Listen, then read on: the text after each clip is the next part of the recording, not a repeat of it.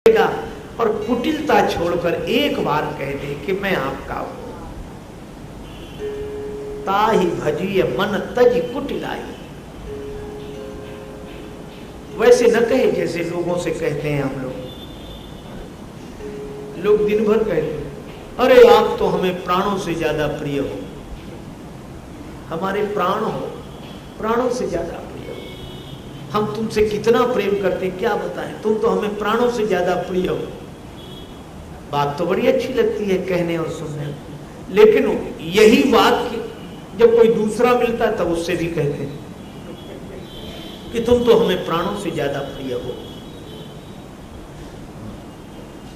एक सज्जन अभी हमसे मिले तो मैंने कहा कि इनसे प्रेम है तुम्हारा आजकल? हाँ। बोले पहले जो दो थे बोले उनसे टूट गए, अब तीसरे से हो गया। तो हमने कहा पहले से भी यही कहा होगा कि तुम हमें प्राणों से ज्यादा प्रिय हो, दूसरे से भी कहा होगा। हाँ। हम कहा तीसरे से भी कहते हो? बोले हाँ। अच्छा हम लोग दिन भर कहते तुम तो हमें प्राणों से ज्यादा प्रिय हो, प्राणों से ज्यादा प्रिय हो, और ये हम अच्छी तरह जानते हैं कि केवल कहने की बात है। नहीं आप सोचो, यह तो भगवान की बड़ी कृपा है कि प्राण यह सुनकर नाराज नहीं होते। नहीं यदि प्राण नाराज हो जाएं कि हमसे ज्यादा प्रिय मिल गए हैं तो अब इन्हीं को रखो, हम जा रहे हैं, बोलो तो कौन कहेगा?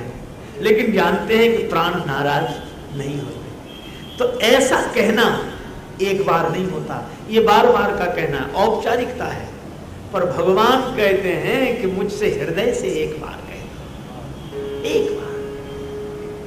ताई भजिए मन तजी कुटिलाई, ताई भजिए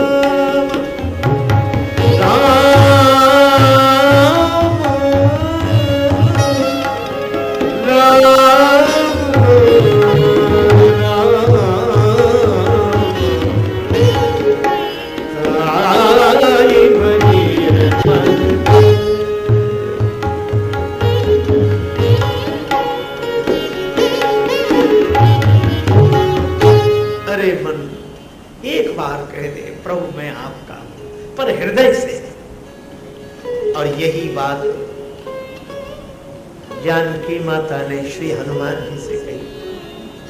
हनुमान जी बोले माता भूख लगी है।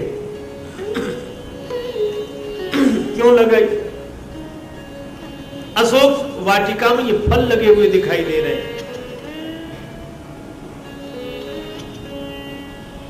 फल देखकर भूख लगना स्वाभाविक है, बिना फल के भूख लगती कहां है? आदमी किसी भी कर्म में प्रवृत्त होता है, किसी भी कर्म में प्रवृत्त होता है तो फल की कामना से ही।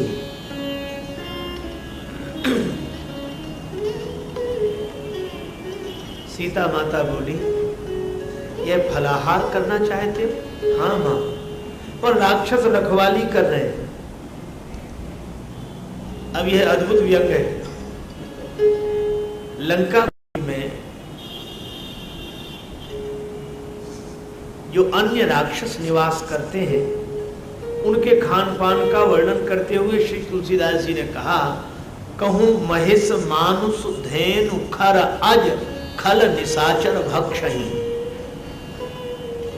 महेश मानुष धेनु खर अज, भैंसा, मनुष्य, गाय, गधा, बकरा, इनका भक्षण राक्षस करते हैं, इनका मांसाहार करते हैं, लेकिन इन पर कोई रोक नहीं है। और व्यंग देखो, अशोक वाटिका में पहरेदार है, अर्थ क्या हुआ? रावण के यहां फलाहार पर रोक थी, वहां पहरेदार बैठे, खबरदार फलाहार कोई नहीं कर सकता, मांसाहार करो कोई रोक नहीं है, फलाहार करो तो प्रतिबंध है। इसको किसी व्यवहारिक घटना से मत जोड़िए, इसको हम लोग इस दृष्टि से देखें,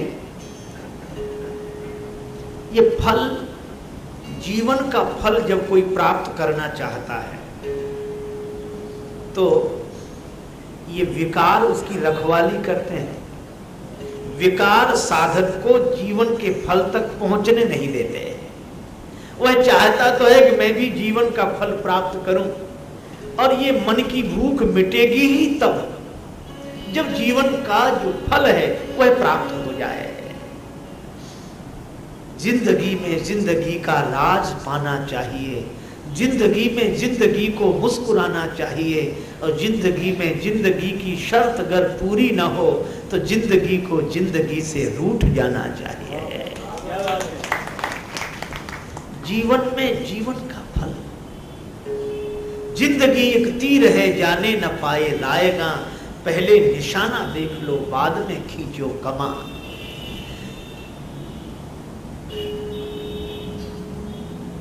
और जीवन का फल जब कोई प्राप्त करने जाता है तो ये विकार रखवाली कर रहे हैं।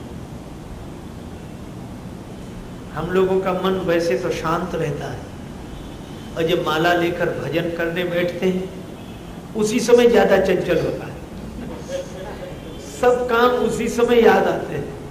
एक आदमी को मैंने देखा, वो माला से जप कर रहा था, तो ऐसी परंपरा है कि माला को वस्त्र में, गोमुखी में छिपा कर ऐसे कर रहा था, आंख बंद थी।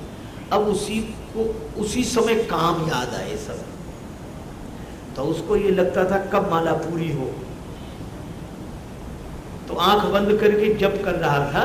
जब लगा कि बहुत ज्यादा देर हो रही तो कपड़े से ऐसे माला निकाल कर ऐसे देखता है कि सुमेरु कितनी दूर है, और देखकर फिर आंख बंद कर ली। सारी समस्याएं उसी समय आती है। क्यों? ये विकार रखवाली कर रहे हैं, जीवन का फल प्राप्त करने नहीं देते, भजन का फल प्राप्त करने नहीं देते। और इसीलिए हनुमान जी ने पूछा किससे? श्री जानकी माता से। आप अगर आज्ञा दे दें, जानकी माता से क्यों पूछा? क्योंकि जानकी माता की महिमा क्या है?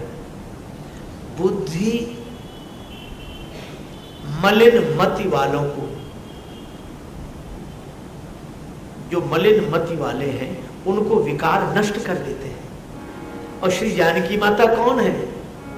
जनक सुता जग जननी जानकी, अतिशय प्रिय करुणा निधान की, आके जुग पद कमल मना, जास कृपा निर्मल मति पावम। जानकी माता आपकी कृपा से निर्मल मति प्राप्त होती है, तो विकारों पर वही विजय प्राप्त कर सकता है जिसकी बुद्धि में निर्मलता हो, और निर्मल बुद्धि देने वाली जानकी माता। और जानकी माता है कृपा मूर्ति, भगवान की कृपा। तो संकेत यह है कि भगवान की कृपा से ही बुद्धि निर्मल होती है, और कोई उपाय न कभी था, न है, न होगा। जानकी माता से कहा कि मैं ये फलाहार कर लूं। जानकी मैया बोली सुनो, ये फल विष से भरे हैं, विषाक्त हैं। क्यों? बोली अशोक वाटिका तो रावण की है, बगीचा रावण का है। हाँ, तो फल भी रावण के हुए। बोले बिल्कुल। तो पराया धन है कि नहीं? बोले हाँ है। तो बोले सोचो, धन पराओ बिसते विष भारी, धन पराओ विष भारी,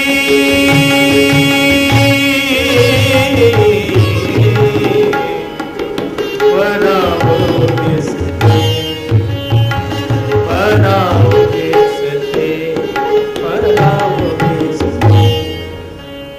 ये पराया धन है, विष की तरह है। हनुमान जी बोले तो मां फिर हम भूखे ही रहे। तो तुम ये रावण की वाटिका है, रावण के फल हैं, तो मुझसे आज्ञा क्यों ले रहे? अब हनुमान जी की दूसरे तरह की दृष्टि है। श्री हनुमान जी ने कहा कि आपको लगता होगा कि रावण का बगीचा है, मुझे नहीं लगता। कहा क्यों? बोले मुझे तो लगता है कि ये वाटिका आपकी है, सारा संसार ही आपका ही बगीचा है। भ्रम के कारण भले ही कोई अपना माने, पर साधो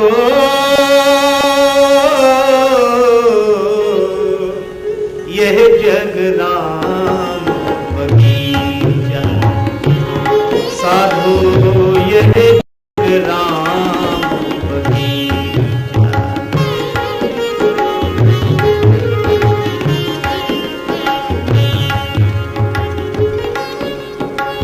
राम ही वृक्ष, राम ही मूल, राम ही वृक्ष, राम ही मूल, राम ही डाली, राम ही फूल।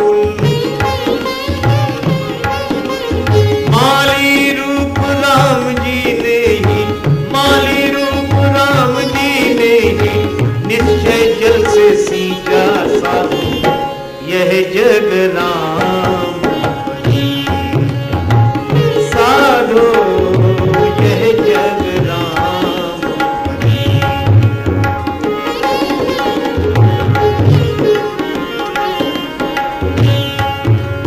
भीतर एक अनेक है बाहर, भीतर बाहर एक बराबर। भीतर एक अनेक है बाहर, भीतर बाहर एक बराबर।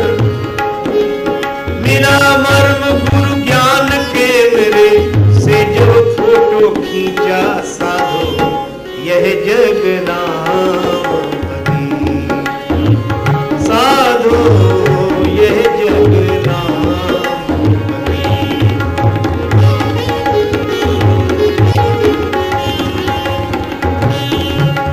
साधो यह जग राम बगीचा।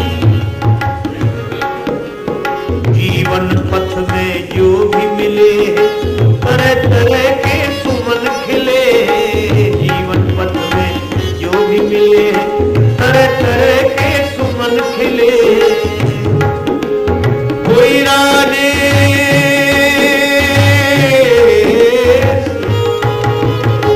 कोई राजेश रंग है, कोई ऊंचा कोई नीचा साधु यह जग राम बगीचा, साधो यह जग राम बगीचा।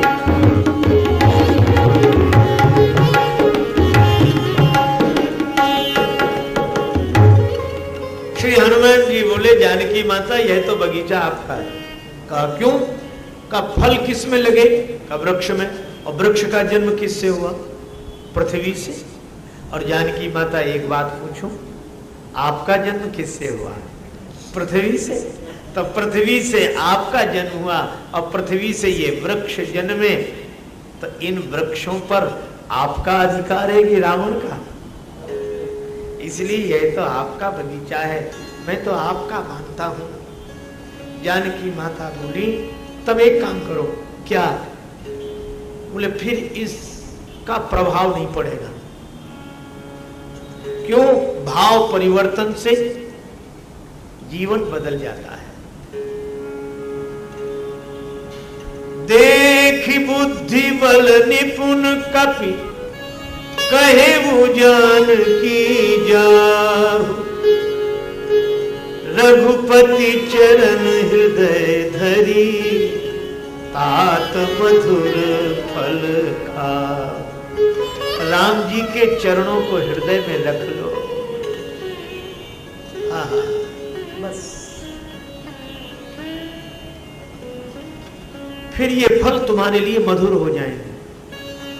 विकारों के कारण जो फल विषाक्त हैं, वे अगर भगवान के चरणों को हृदय में रख लोगे तो वे फल विषाक्त नहीं रहेंगे, मधुर हो जाएंगे।